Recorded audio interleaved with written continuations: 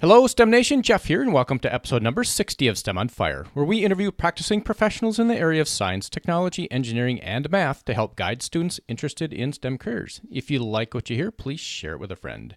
Now let's get fired up with our guest, Nick, and I hope our chat will help ignite your passion towards a STEM career. Nick earned a Bachelor of Science in Mathematical Finance and Statistics from the University of California, Santa Barbara, and a Master's in Financial Engineering from Berkeley. He has worked as a high-frequency trader and is now a serial entrepreneur, having started multiple companies. Welcome to the show, Nick. Fill in any gaps and share a bit of your personal life. Thanks for having me. I think you pretty much covered it. Math nerd, trying to monetize my math skills. Awesome. So, Nick, you've got a mathematical finance degree and a master's in financial engineering, and you're the first one on the podcast with financial engineering and I'll say mathematical finance. Could you explain what that all means? It's engineering, like as if you were going to be a mechanical engineer or a rocket scientist. I mean, all similar type of math, but you're just applying it to the financial markets. So pricing, complex, like exotic derivatives. I was an algorithmic trader, so there was a lot of econometrics and complex, advanced statistics and mathematics to predict certain things in the markets, or building optimizers to have optimized baskets of stocks based on certain criteria. So, there's a lot of math meets computer science meets finance, all kind of rolled up into one thing. That's the way I look at it. Okay, so what type of background? You've got mathematical finance. Is that and financial engineering, is that a very specific degree only offered by a handful of colleges? Because I don't see that show up very often. Yeah, I kind of fell into it. At Santa Barbara, I graduated in 2005, and they started the program in 2002 or 3, right when I started at Santa Barbara. So it was kind of just by luck that they had created that. And I didn't even know about financial engineering either while I was in college. Actually, in high school, my parents always kind of brainwashed me to do business or be an accountant or something.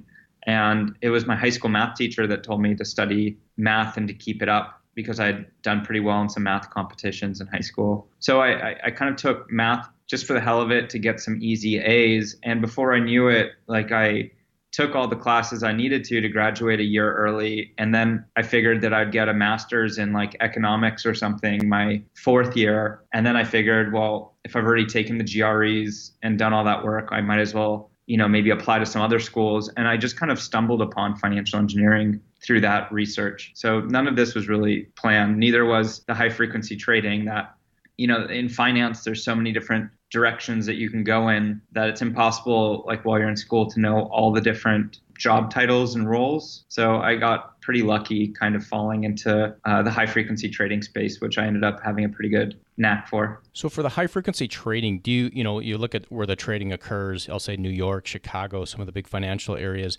Do you actually have to reside in those locations, or can you do this type of activity remotely? No, you can do it remotely. I mean, you have servers co-located at all the different exchanges, and then you remote access into those computers that are already physically located there. So when I was I used to live in Tokyo and Hong Kong doing this for a little bit. So I was from Hong Kong. I was trading not just Hong Kong, but India, Taiwan, Korea, and Australia, all from Hong Kong. And are you doing this by yourself? Are you working for a bank or a trading company when you're doing this? I worked for a large investment bank, but a lot of hedge funds do it. It's not something that as an individual you could do, because it requires such complicated computer infrastructure as well as a lot of capital that it would be really impossible for an individual to just do it out of their house. You could do something similar with the cryptocurrency world, since you don't need crazy machines and you're not at it's not a mature enough market yet where you're literally fighting for nanoseconds and microseconds. You probably could do similar type of stuff for statistical arbitrage with cryptocurrency, but not with stocks. All right. Thanks for that, Nick. So if you're doing financial engineering, do you also have to understand the derivatives, the different types of futures markets? Do you have to understand it, or do you just really need the understanding of math? You need to know both. you have to understand, for what I was doing, you have to understand everything from the math to how the exchanges work, to how the gateways at an exchange will process your order, how you submit orders, and how the telecom lines interact with all the various components. So you really have to be a high frequency trader, you really have to be this kind of hybrid of a computer scientist meets finance person meets mathematician. So, Nick, you've parlayed that. You've been a high-frequency trader. Now you've moved on to starting your own companies. Could you delve into a little bit about what you're doing today? Now I run two companies. The primary business that I'm doing is getleverage.com, and it's a high-end outsourcing marketplace. So people submit tasks and projects that they want to get done, and we have vetted freelancers in our marketplace that see available tasks, kind of like an Uber driver gets pinged when someone wants a car. We're doing something similar, but instead of picking people up physically in a car, it could be they want a website built, or they want a blog written, or they want help booking a trip to Iceland. The way I look at it is Uber, but more abstract and remote. All right, thanks for that, Nick. And let's change gears here a little bit. What is one thing that really has you fired up today? The business that I'm currently in with Leverage, I'm excited for the future in terms of the math problems that we will start working on. So it's still a 3-year-old company, so we're still in the beginning stages of the company relatively. So we're still having to fix operational things and basic things that normal early stage companies have to fix. But the vision of the company is to leverage data and use the same type of math that I was using with high frequency trading to optimize the marketplace so that we can, optimize how we match, the supply and demand, as well as leveraging all the data that we have on all the tasks we've ever done to help support people doing tasks in more efficient ways. So those are the types of exciting math problems that I'm looking forward to be solving starting next year. And we're going to change gears here a little bit because everybody loves a story. Could you give us a time that you had an incredible aha moment that you turned into success? Well, when I was high frequency trading, I was in Hong Kong, and within the first few weeks of being there, my boss resigned to go somewhere else, and I became kind of all of a sudden the head of Asia, the head of Hong Kong for high frequency. Okay. So I guess a bit of luck mixed with a little bit of just experience. I figured out like a really big opportunity that we were missing to kind of do the high frequency trading in reverse. Not to get into too much detail, but it was a totally new business line. And so at a very young age, I had this aha moment for doing basically the complete opposite strategy of what was historically already making us a lot of money. And by doing it in reverse, it ended up becoming an extremely profitable and one of the best strategies at the firm. Did you have to go get approval to do that, Nick? Or you said you kind of took over as heading it up. What was the process to get through that? As you make money in these types of environments, you build credibility, and I guess it also just depends on the culture of the firm.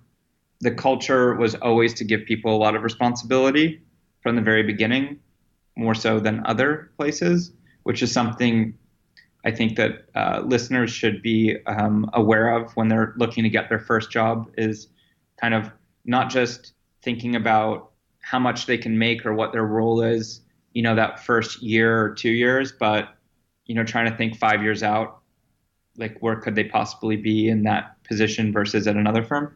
So they always gave quite a lot of flexibility, and I pretty much had like almost total freedom to play around with, billions of dollars in kind of like whatever way I saw fit.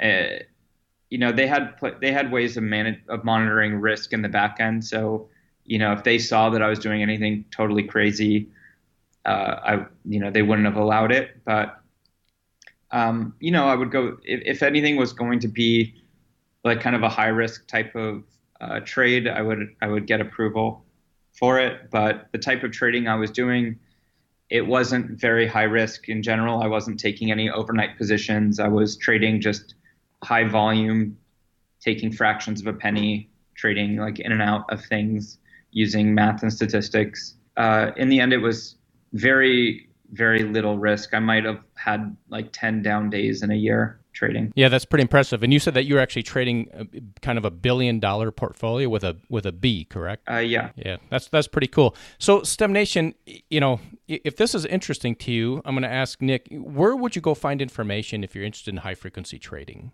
I guess you could, I haven't read the book, but there's a book by Michael Lewis called Flash Boys, which apparently is what I used to do. I've never read the book. Okay. I would take a look at, just Googling financial engineering and looking at programs. I went to Berkeley's financial engineering program, which I highly recommend if you're interested in this topic. I think that that's as good as you could possibly get. I'm sure that there's meetup groups and things like that to get involved with. But I would study if the audience here is high schoolers looking to figure out what they're going to do in college. Just nowadays you have Google, so you could learn basically as much as you want about the subject. And I would suggest everyone taking computer science classes because that's something that I never really got into until I was a high frequency trader. I kind of always wished that I would have gone into it being better at coding, especially something like Python. I would suggest that everyone gets good at Python, no matter what field they get into. Python and SQL are two big ones. Yeah, absolutely. Python, that shows up everywhere in engineering outside of just math and the financial engineering. Yeah. So yeah, absolutely. Take some programming classes, regardless of what career you're going for, because it's going to become handy, definitely in the future. All right, Nick, so let's transition a bit here in getting through college. So for most students, getting through college can be challenging in these STEM careers.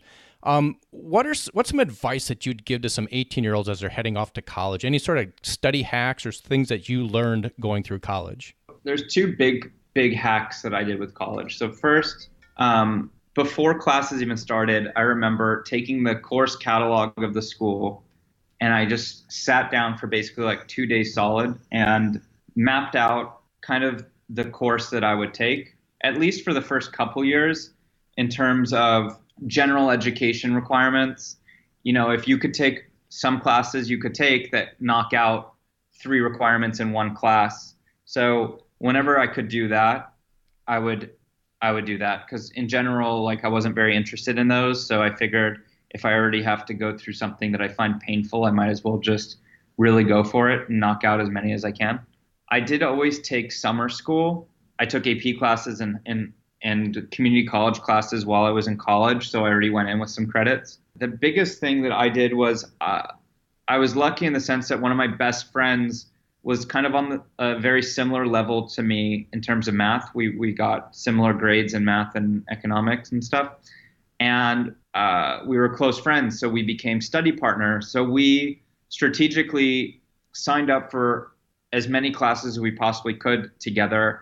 And having a study partner, someone to push you, motivate you, someone to stay up until 4 a.m. in the library because you didn't, prepare enough, and someone to learn certain aspects of a course so that you can learn others and then you teach each other, was super, super helpful. And I would really recommend people forming little study groups that you can, carry on throughout as many classes as you possibly can. With all of your AP credits and the classes that you took and having your study partner, did it take a full 4 years or 5 years to get out, or how long did it take you? It took 3 years. So was that taking full loads? What were we taking, 15, 18 credits a semester? Well, it was on the quarter system. I don't remember how many credits it was, but I would take 4 or 5 classes a quarter. Plus, I would do summer school. But honestly, the way I would do it is I would probably take 5 classes if they were classes I'm good at. And if I had to take a class that I knew I wasn't good at, I would give myself like a 4 course load for the semester. So I think you just have to know yourself and kind of optimize it around that. And also, I tried as much as possible just doing classes on Tuesdays and Thursdays. that was also kind of a constraint that for the most part I stuck to. Nick, we're going to move on here, and we're going to thank our sponsor, Audible, who's offering a free audiobook. You can head over to STEMOnFireBook.com. That's STEMOnFireBook.com to get a free audiobook of your choosing. If you decide to cancel within 30 days, there's no cost, and you keep the audiobook. And it's lightning round time. Nick, are you ready? Mm-hmm. What's the best piece of advice you've ever received? Well, back to that high school math teacher that told me to stick to math. That was pretty good advice. Yep, stick to math. I've heard that multiple times from multiple people. Math is going to rule the world. I think it already does, and it's going to continue to do that. And a personal habit that contributes to your success. Well, I don't do it enough, but definitely you have to stay fit. And this is something that I kind of realized in my 20s, but sometimes you get so wrapped up with work and studying that that takes priority over your own health. You know, I have back problems now from overworking when I was a trader in my early years, and just kind of forcing yourself to put yourself first. And for me, like I was never a morning person in college, but now, I like to wake up early and go to the gym in the mornings. And I find that I'm way more productive on days that happens versus days that that doesn't happen. All right, Nick, and one book you would recommend? Oh, my book, Idea to Execution. And Nick, as we wrap up here, could you share a parting piece of guidance for STEM Nation, and then we'll say goodbye? Well, I think just pretty much what we've covered. Python is something that I think everyone should be aware, should have some background in. I think that this, computer science, math, engineering, that's where the future is. So getting good grades in college and starting to even already think about grad school is something that I think everyone should be thinking about. All right, Nick. And with that, we will say goodbye. Thank you very much. I hope you enjoyed our chat today with Nick. Head over to STEMOnFire.com, subscribe to the email list to keep up with the latest happenings, and be sure to subscribe to the podcast on your favorite podcast player. And please share it with a friend. Tune in next week where we talk with Nikita, who is an applications engineer. Until next time, I hope this chat has helped ignite your passion towards a STEM career.